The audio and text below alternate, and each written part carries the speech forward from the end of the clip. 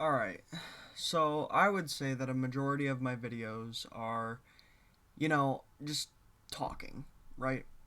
And that kind of format has its own pros and cons and has its own evaluations, and however you may want to view it, whether you like that kind of content or you don't like that kind of content, it's, the content I find easiest to make. If you've ever listened to my music, you know I'm not exactly a perfectionist. And, well, on the topic of my music, that's what today is about. It is the unabridged history of Cascade and how I became a musician. So, yeah, no, it's Cascade, right? So when I was a kid, or younger, right? I'm gonna say like 13, 14, right? It was shortly before this time period that I had picked up playing the guitar. And what had happened, my father was so generous as to give me his guitar, his old Ibanez GIO. It's a nice blue color. I'm a big fan of it. And I had been really big into Panic at the Disco at the time, so I listened to, Panic at the Disco all the time. And I wanted to learn certain songs. I saw Brendan Urie play live, acoustically and whatnot. And I was a big fan of the guitar in general. But it was really my father that gave me the inspiration to want to play the guitar. And, I wanted to, mostly for him, I wanted to, learn how to do something he could show some, you know, uh, panache towards. And so I slowly started learning things, and I learned very unconventionally. I didn't really know how to read sheet music. Like, I could read notation as it was. Like, I can read rhythm and shit like that. But it was jazz band one year in high school where I, took a liking to reading sheet music. I had always wanted to, and I took a music theory course, and I performed really well in it, and I've always been a really big fan of theory in general. Theory will only get you so far, but music theory I think is very important. It's not a slight against anybody that doesn't know music theory, but it makes it for me as a songwriter. I am glad I know how to articulate composition. I've wrote sheet music, I've done my own transliterations, and I've written my own like original sheet music. I think for the piano course, my freshman year, I ended up, uh, yeah, I think I ended up writing my one piece. I did The End of All Things by Panic at the Disco, and then I did for I think it was the ending half.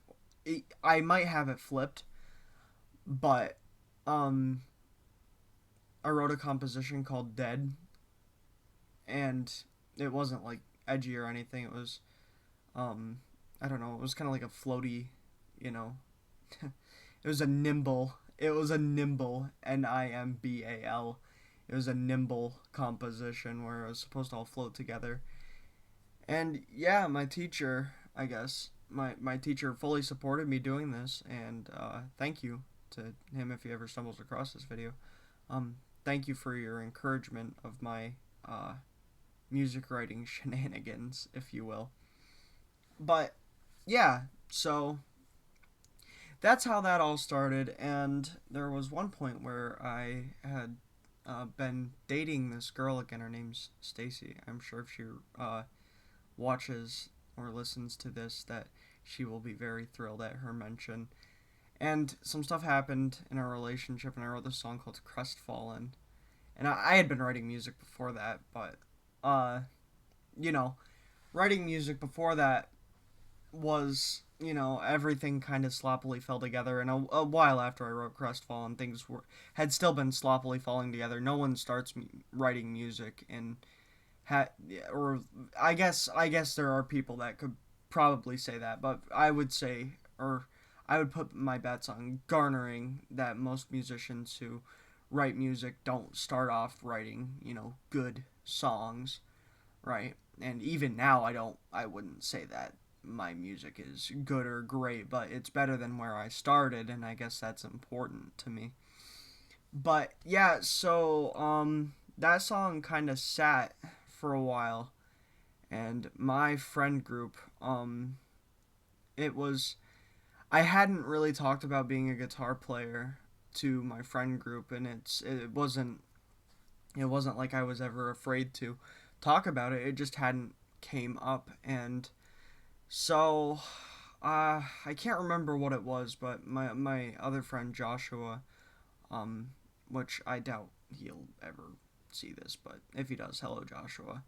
Um, if he like or he had said something about you know guitar music and like I think it was something about the song All Apologies by Nirvana, and I got my guitar out and I played it.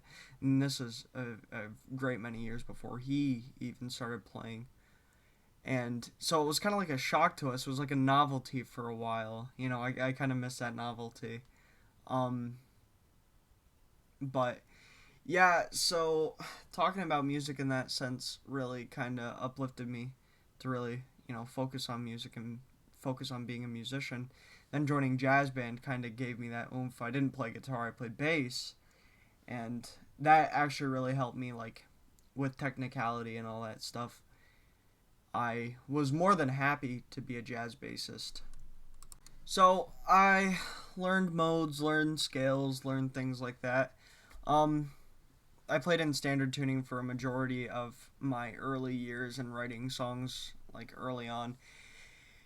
And then I discovered 90s alternative rock. I switched to E flat tuning, and it has been that pretty much ever since. It is, yeah, basically ever since that. Discovering like the Smashing Pumpkins, or it was actually Weezer. It was actually Weezer. I'll give Rivers Cuomo his fucking chops here, where Weezer had ultimately determined me to switch to half step down tuning, and I kind of just stayed, especially after listening to Pinkerton. Weezer was for a very brief period of time, my favorite band, and yeah, that was a very interesting time in my life, freshman year, I think. And then I discovered the Smashing Pumpkins, and I used to listen to them when I was walking to school, and I was always enamored with Billy Corgan's songwriting ability and lyric writing ability. I'll never be Billy Corgan, but I always really admired that about him, his ability to write lyrics and riffs.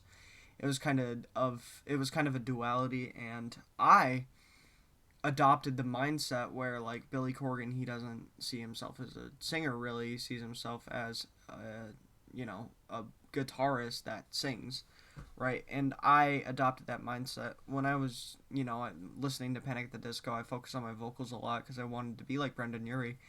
I adopted what I consider to be a pretty killer falsetto, but I wasn't ever really aesthetically pleasing, or not. Well, yeah, I was never aesthetically pleasing, but I never really was. My singing voice was never something to behold. It wasn't ever anything that was great. But I kept the killer falsetto. Don't get me wrong. The falsetto is fantastic. It's I think I've got like 4 octaves range or something like that. It's something crazy. But like in terms of just pure auditorily like listening, I don't think that my voice is really great. It's kind of like nails against a chalkboard. And I always had a really weird voice growing up. Like, growing up, I always had a really high pitched voice, and that's still true even now. So I was always really insecure about that. And so when I was focusing on singing, bounced around like I bounced around, being alto, being bass, being tenor, and I fell into being a bass. And then, you know, uh, when my old music teacher had when I used to intrude upon his choir spaces, I used to jump around the room doing the different vocal parts. I'm sure I pissed him off so much, but um, yeah, those days I remember fondly, and being a part of school music, it was great because I got to be around music all the time. The people really did it in for me, though. It kind of turned me away from doing organized music. And you can really see it in some of the aspects of my music where, like, I can't really keep tempo even though I used to be a drummer. Yeah, that's where my musical journey really began. I used to play snare drum from like 4th grade to 6th grade. It was a good time.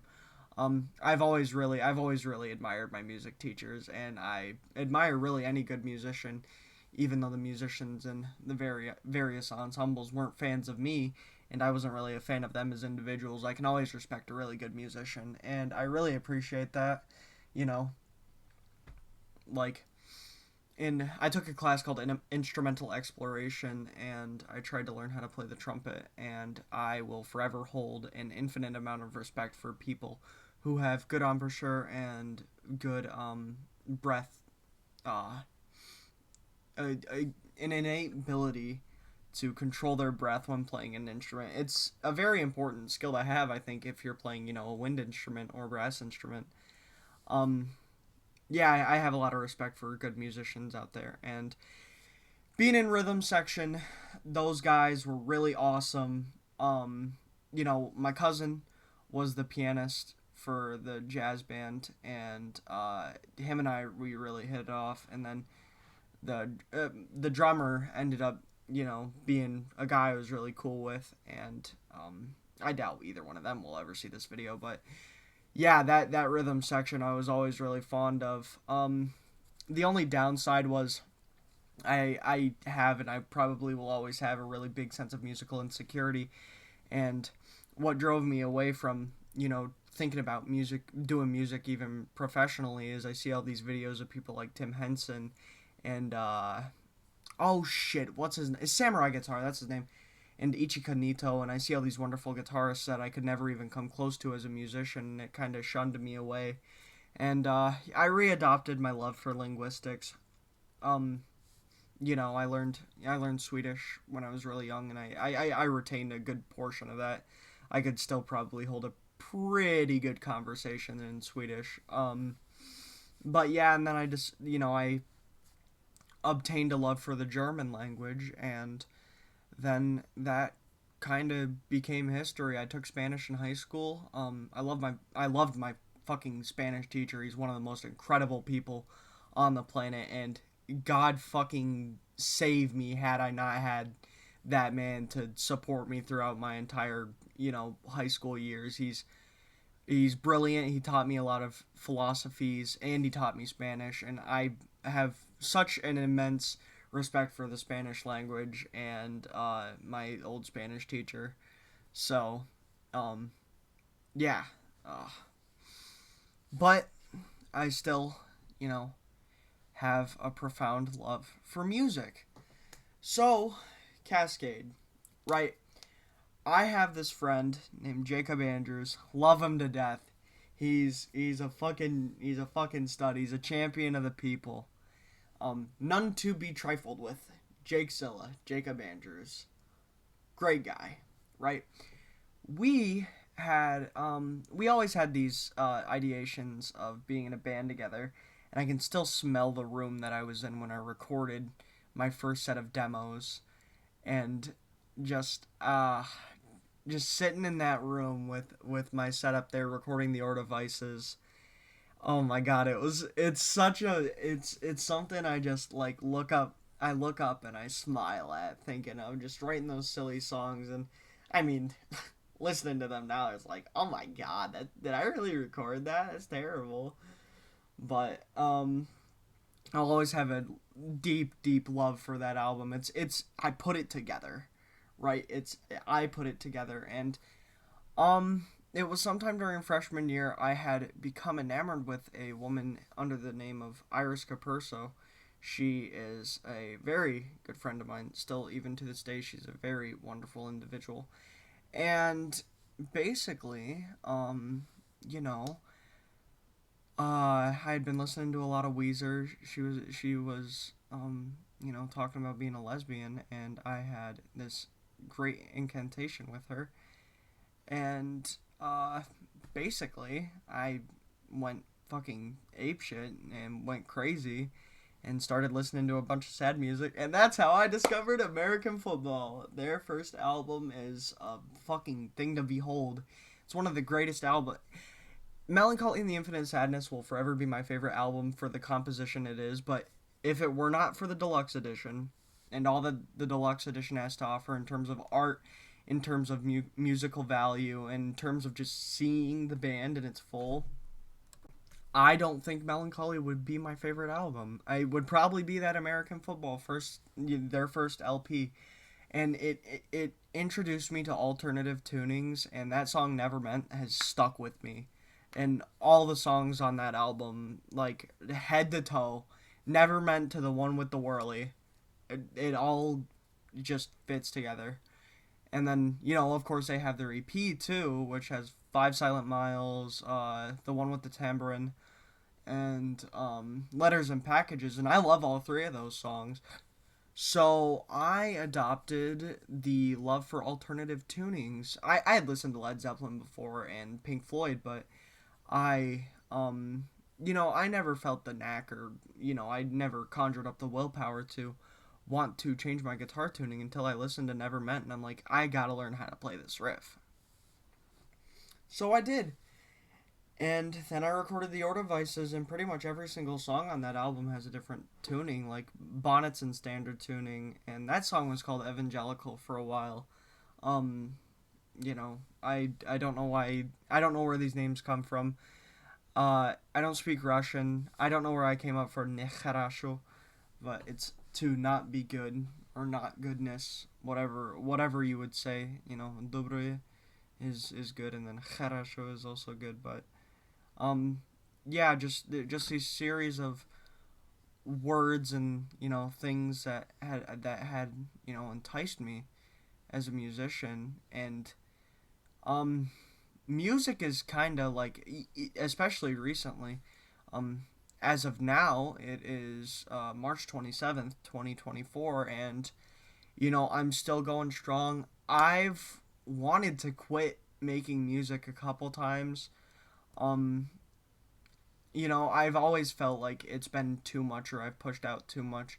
But the way I look at it is, I hear recordings from my favorite bands all the time that are unreleased or haven't been released to the public or haven't been released on like Spotify. And I just think to myself, damn, I wish, I so very much wish that I could, listen to this on Spotify, put it on a playlist or something. And, I just like having everything I've recorded, all the demos, all the shit, every song I've ever wrote, or every idea I've ever had. I like having that readily available. So if I do ever invoke those emotions in anybody, and I would be beyond honored if I ever invoked those feelings in anybody that the Smashing Pumpkins have invoked in me, or people I don't even listen to that much, like Free Throw, or like Modern Baseball. The bands I don't listen to that much, but they have songs that like they resonate with me. Like Modern Baseball has a song called The Thrash Particle, and it fucking moves me to tears, and it is a beautiful song. And I don't even really listen to them that much. Not a slight against them. I just, I have things I would rather listen to, or I get caught up listening to somebody like Title Fight, and I go back every Midwest emo cycle that I have every, 2 or 3 days. And, I'm just enamored by songs like The Thrash Particle or Pallet Town that, really just draw me in.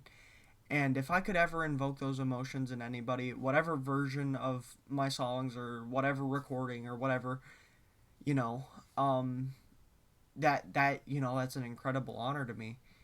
Um, Backing up that, music is how I channel my love for everything all in one place. My love for music, my love for linguistics, my love for culture, my love for geography, my love for science, my the inner workings of my life, my everything from my frustrations, my fears, uh to my romances. I have songs that I've recorded for different people in different parts of my life. And people may ask me, why don't you take those down? And it's like, that's right for that time. That is my TARDIS to a time before me.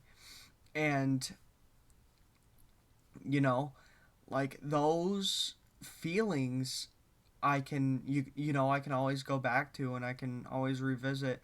And sometimes I do admire the writing I do. And sometimes I do like giving myself props, and I'm glad I've written songs like However, or I wish I would have done this differently.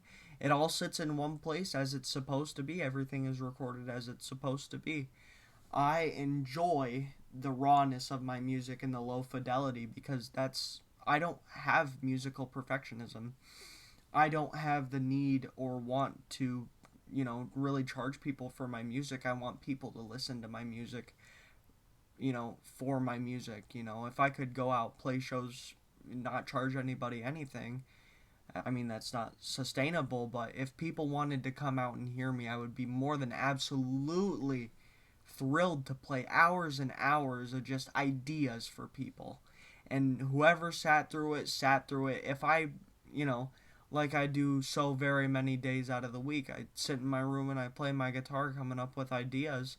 And if I'm the only person that hears, so well. Or not, or yeah, so well. Or so be it. So be it, right? But it's my love for everything all in one place. I have, I have Alexander's Lament written about, you know, a, a fictional person, a person I made up with a story, that I'm sure someone has gone through. And, I just wanted to expand upon that idea, put something to something else I had already made. And then, I have a song like Crestfallen based off of a completely true experience. I have, you know, just instrumental tracks that are just me airing out the emotions.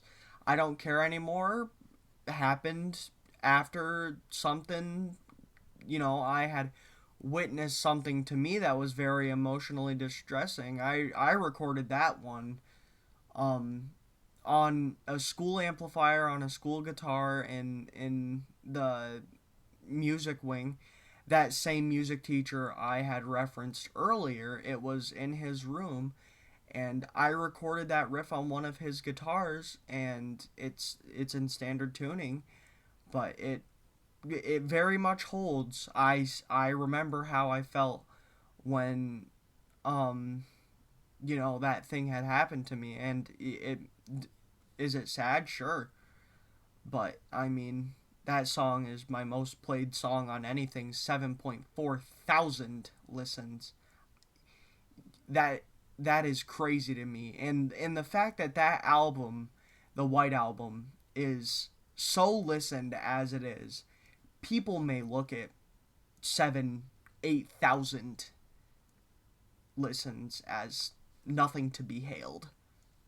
But to me, that's crazy. And on Spotify, I have a song called Kampfen Vorpommern.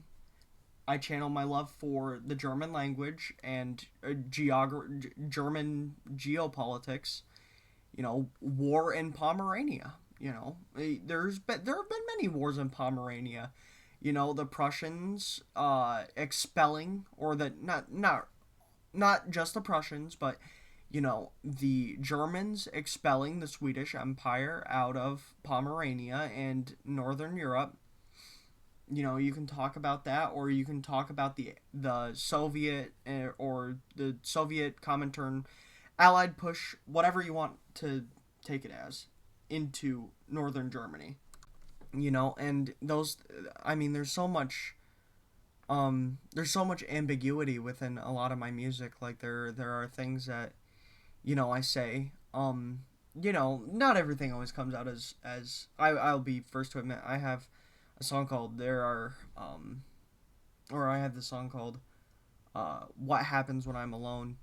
And the first lines are shut your or shut your eyes before you, or bite your tongue before you close your eyes to speak. That doesn't really make sense, but I think about it and it's like you take an exhale and you're trying to air out your emotions with someone you're sitting right across from you. Close your eyes, trying to say what you need to say, but you don't want to say the wrong thing. And I thought about it, and I'm like, you know what? That's a pretty solid interpretation. And I mean, like, everything is so deep in thought when I'm writing an emotional song like that, or like honesty, where I'm singing about being stuck in one place and making the wrong decisions, where every decision I feel that I've made is wrong. Like, those songs to me are important, and they're very emotionally like charged.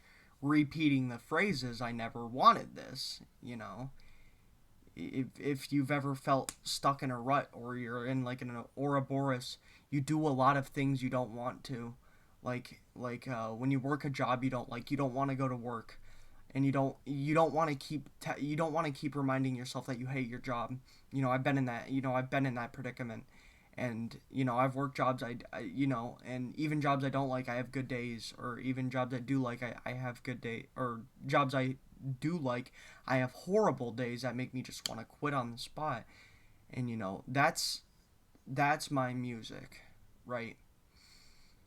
I write about things also that you know you have to put your own imagination into it. Like, for me, the song "Abandoned Ship" is about pirates that eat each other, like a Donner Party sort of thing. But I mean, you can use abandoning ship to be really any sort of metaphor for being stuck somewhere you don't want to be. And a lot of people can feel that, and you can also choose not to take my music seriously, because I do have a lot of shit that's just not serious. I can't remember the name of the song, but I've got one where it's like, "Pardon my finger style on this, please." Or in the beginning of "Sick," where I go on that fucking rant. It's ridiculous. And, I always pick up on the little things in the recordings. I tend to ignore them, but I understand it can be like immersion breaking. I have tried to fix, the bad parts of my mixing, but I am not perfect and I'm not a producer. But, I do write songs that are important to me. Back to the history part. So, I had released that, and, I had been writing music for a while. And I kept continuing to write music, and it started to get to a point where I'm like, damn, okay, I'm writing shit I can kind of jive with. I wrote Crestfallen, and then not too long after, I started writing songs like, you know, Bonnet and whatnot, these instrumental tracks that, kind of didn't really have written parts. It was just kind of like improv on the spot. And then, I did get back eventually into the art of writing, like writing down songs. And I used to do like ultimate guitar shit. Like I would write a line and then I would put the chord changes in. I abandoned that for the kind of style of music I do now, where like I have set riffs and I have set chords. I found that I was trying so hard to make every song complicated as hell, that it was kind of coming off as some sort of um ostentatiousness, like trapped within my music, where I was afraid of simplicity. And then you know I I finally settled down. I got comfortable like using simplicity in my music, and there it ebbs and flows, and simplicity in music is not a bad thing. The song "Polly" by Nirvana is my favorite song on Nevermind, and probably a top 5 Nirvana song, and it's 5 chords. And people talk about 4 chord songs. I mean, I probably have songs that are one, or not one, but 2, 3 chords, and that doesn't take away from what the music means to me, or it wouldn't take away from you know it wouldn't take away from anything to me. And songs like Ready to Go by Panic at the Disco, where it's variations of some G that, you know, the letters and all that shit, all the letters, all 12 possible, individual notes you can use are that's completely arbitrary to the songwriter. Right? It means nothing to me to have some notion that complexity is tied to a number of chords, where to me complexity doesn't even matter. Right? I have a song like I have a song like Please Come Back, I'm Really Sorry and I Miss You, where it's my hand stays in one place all the time, but all the chord voicings and shit would have you as, if you look at it on paper, it would have you assume that it's a complex song, but it's not hard to play at all. Whereas I have a song like I don't know, Untitled 00, where my hands are moving all over the fretboard, but it's only what, 5 6 chords in that entire song. But it's like there's Mage 7 and the A flat 6 there. That's all the larger those chords get. But like, I don't have augmented. I don't have augmented or half diminished chords in that. But to me, that's not complexity, right? So yeah, I had began writing. I had begun. That's like perfect tense. I don't know what's grammatically correct there.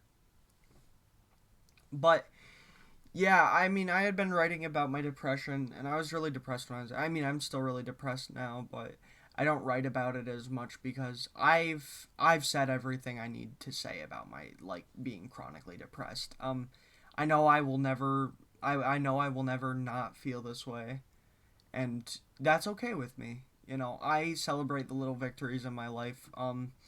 My one friend calls that hubris or over exaggerated confidence, whereas I see something worth celebrating.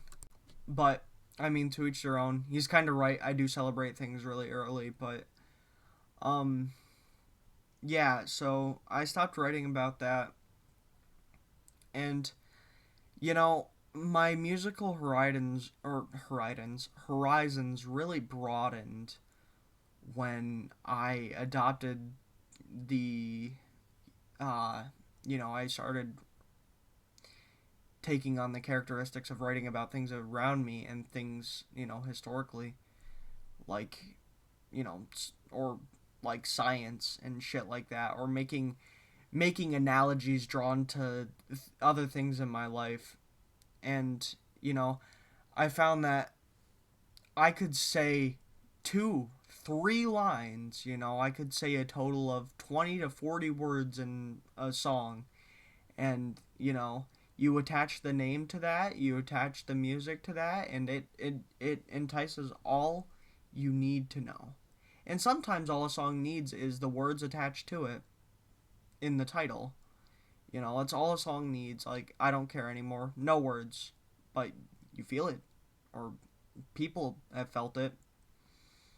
Uh, or you have, a song with a lot of words that with a really simple title and you feel all you need to feel.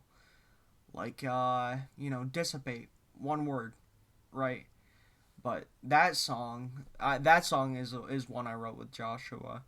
And that song, I listen to it now, and in the original recording I did with him, I actually cried because I let a lot out, and there's a couple songs like that, but yeah, when I learned to channel my songwriting into the world around me, it opened my horizons. Joshua had gotten into a relationship, and I was happy for him, and it kind of reminded me of my own feelings of romantic renewal. And I wrote The Way You Make Me Feel, and it's kind of like a sarcastic threnody for being a bachelor, right? it's a it's one of those embodiments of the emotions I had when I was younger teenager, and I was still figuring out how I felt about things like love, all these things that were like really new to me. And yeah, and then I started writing, like writing aside from music, and I started what I most primarily do now, which is a lot of reflecting. Like a lot of it is scientific reflections on what I study, from linguistics to sciences. I do reflections, I do intellectual writing, but I also write stories every now and again. Um, I write poetry here and there too, but I have never been fond of poetry. I think a lot of poetry is really self absorbed. Not that regular writing can't be self absorbed. Shout out Ernest Hemingway. But I find a lot of poetry is really too ambiguous for me, especially as someone that doesn't speak only English, that it's really hard to absorb. Whereas if something is written in plain English, it means a lot to me. But yeah, I mean, I do like writing poetry sometimes when I do it, but I would rather write something full fledged. And yeah, my writing has really evolved over time. And when I started writing stories, it really opened a lot of new musical horizons. And like, I know as of recently, like I've started getting into the art of wanting to write comic books. And, a lot of this comes from, I'll say it straight up, a love for Kevin Smith movies has really invigorated my love for, comic books. I've always loved comic books. I've always really admired comic books. I own a Transformers comic book. I own more comic books than that, but I own a Transformers comic book from like the '80s, and I think that's pretty fucking cool. I own a Spider-Man one too. I own a lot more than just those, but those are the real main ones that stick out to me. And Gerard Way's Danger Days from the My Chemical Romance shit.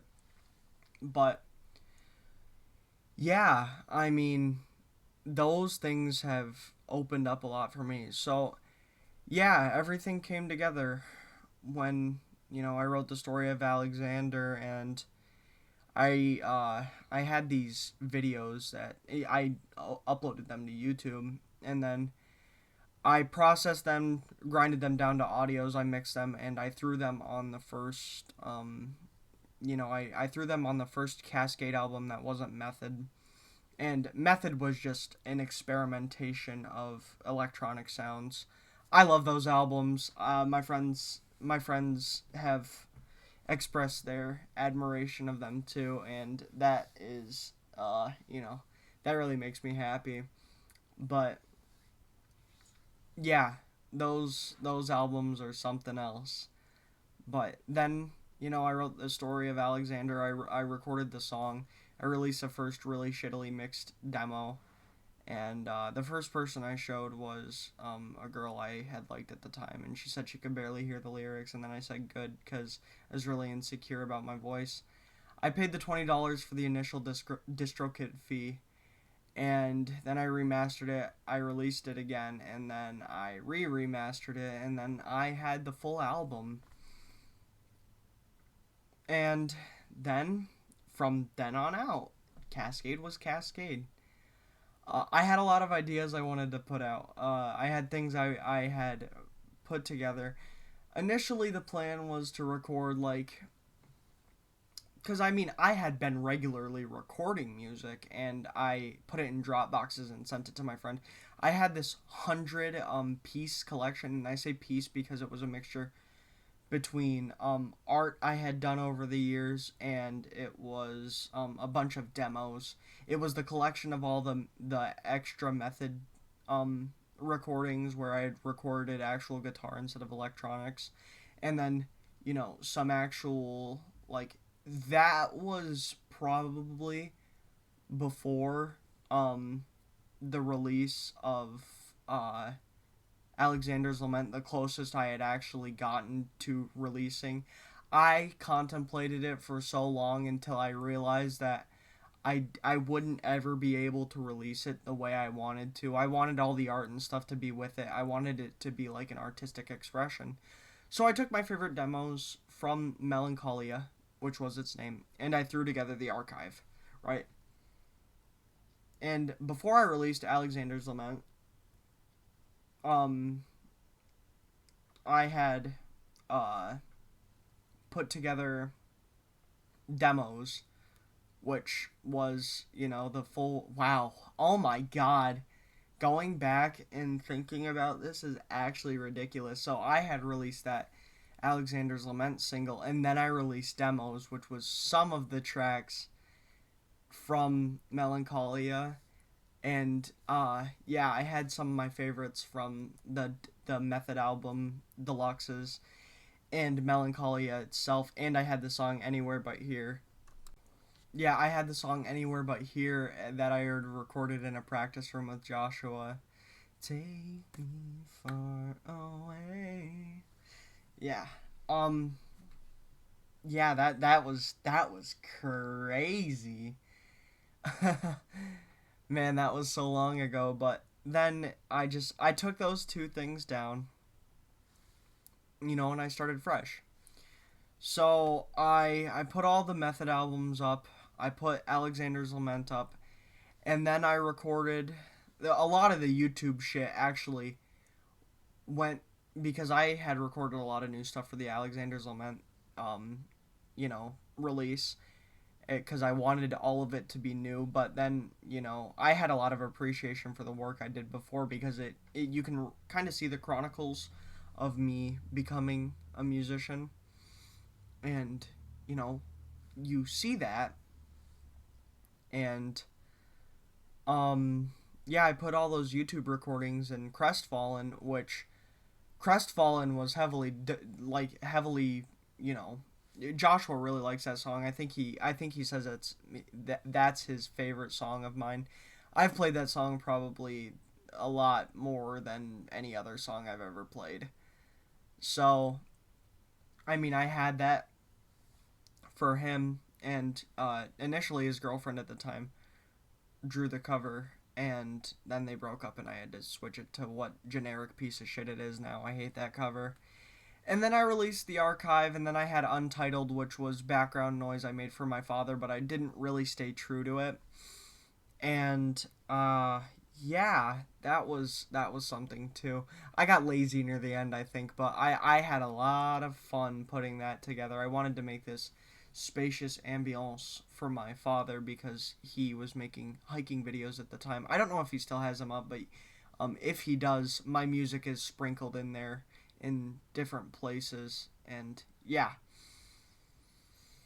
fast forward, I do Live in Joshua's Bedroom with Joshua, and Red Scare becomes a thing. Red Scare is very important to me. That first album Joshua made pretty much damn near all by himself. And then we wrote our first song together, or we had wrote our first song together. It's called Valentine, or Chubby Orange Cat, however you want to look at it. And that song is very near and dear to me. Joshua and I had a bit of a falling out. It's a weird thing to explain all in a YouTube video right now, but what had happened is we wrote this song together. You can hear my technique. Yeah, fucking exactly my guitar playing technique in that, and it's one of the most sparkling examples of me like putting my technique in one go. And especially Joshua's writing, everything, I love how it came together. It was a great, great, great song, and it was a great introduction to what would be Red Scare.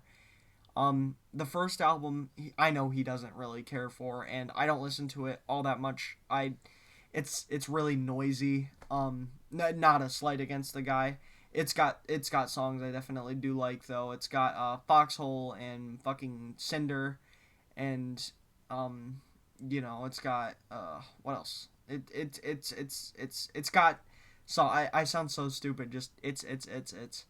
But yeah, it's got Cinder and Foxhole, and Vivimos en una juera, which I can't remember the non parentheses part of that.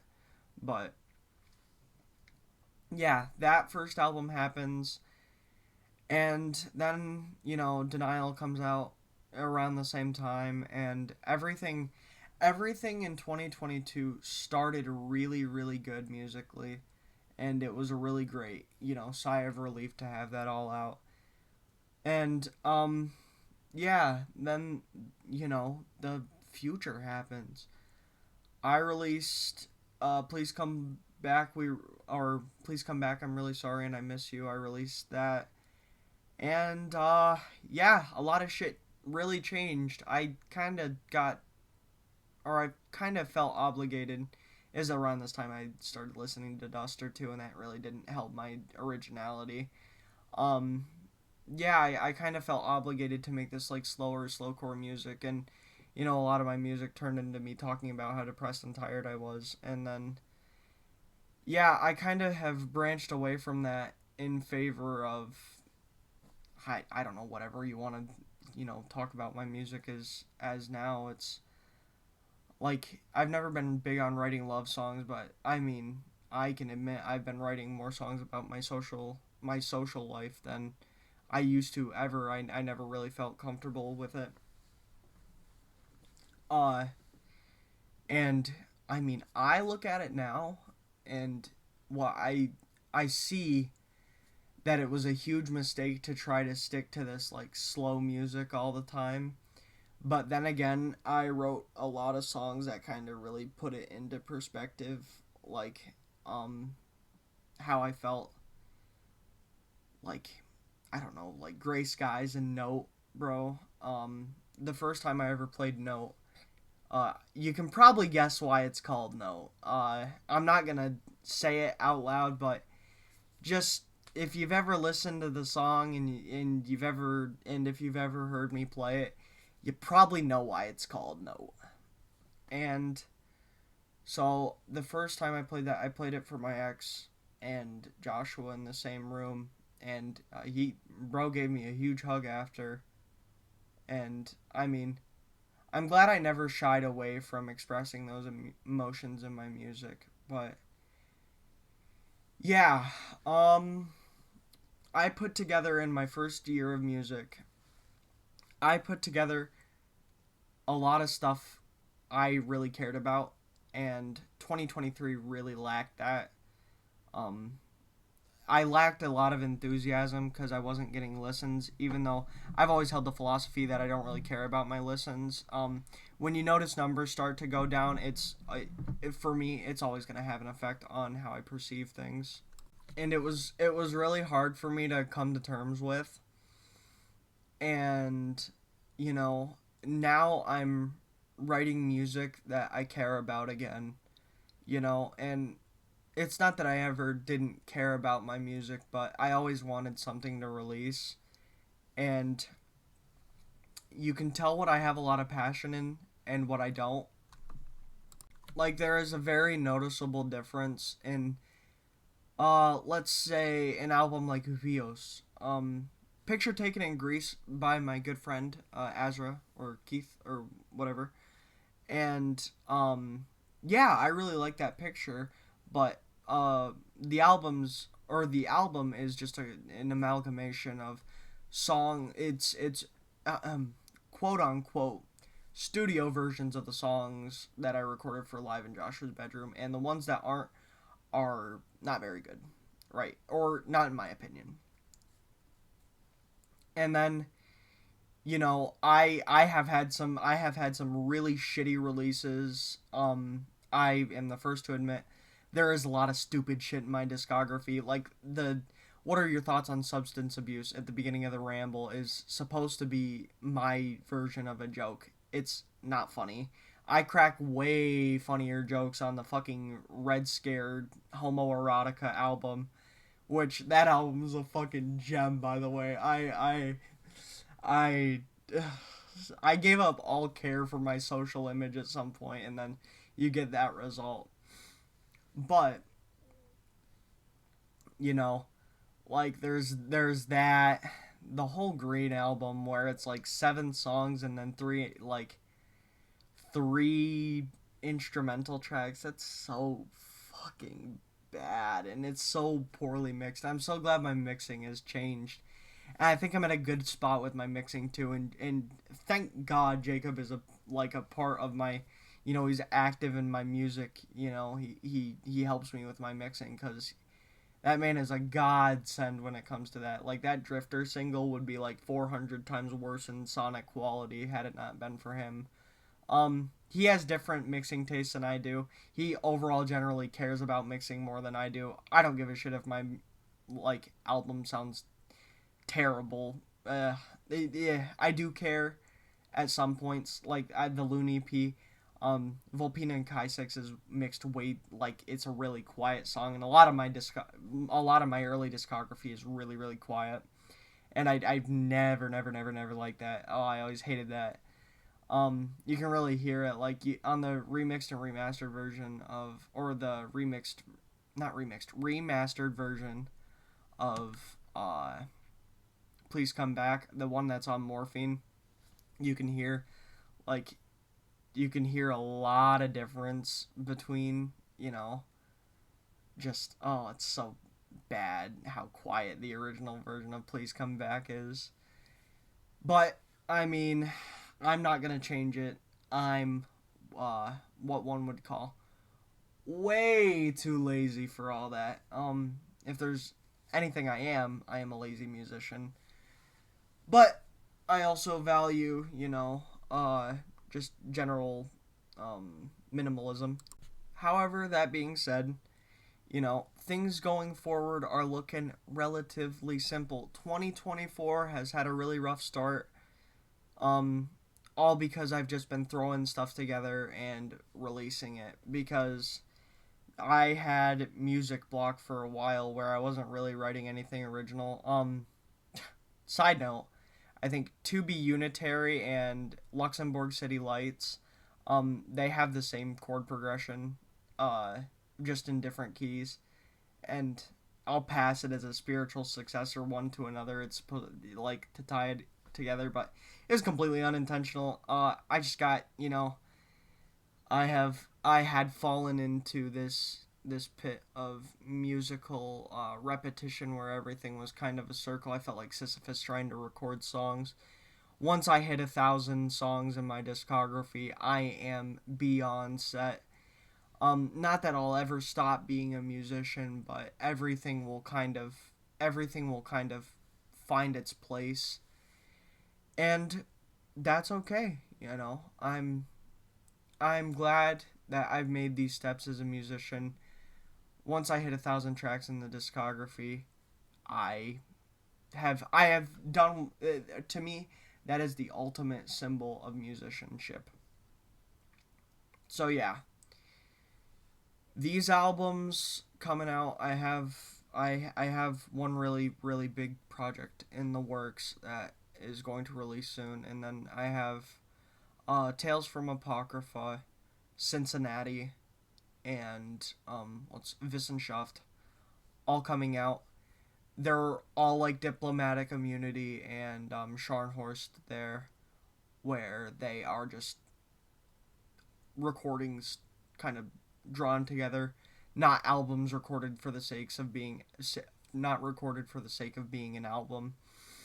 And then Armistice will come out, and Armistice is it's a drawing point for me where I will be releasing, you know, coherent, cohesive music for the rest of however long I decide to make music. Right? I know I released EPs, I released singles. Cincinnati's a single kind of. It was initially designed to be a single, but then I threw some demos on there and some old recordings, and that's just gonna be that. And basically, Armistice will be that, signal for new things to happen, right? I'm gonna start recording more music about things I love, like physics, sciences, and stuff like that, without any fear. I have no problem with sounding goofy, talking about science in my albums, and I have no problems being, being mystic almost with my lyrics. I have a song dedicated to the gentleman in Cambridge that split the atom, and it's just split the atom. That's one of the lyrics. I think I repeat it, but it's an ode. It's an elegy. It's an elegy to An elegy. How do you say that word? I don't know. I've never heard it said.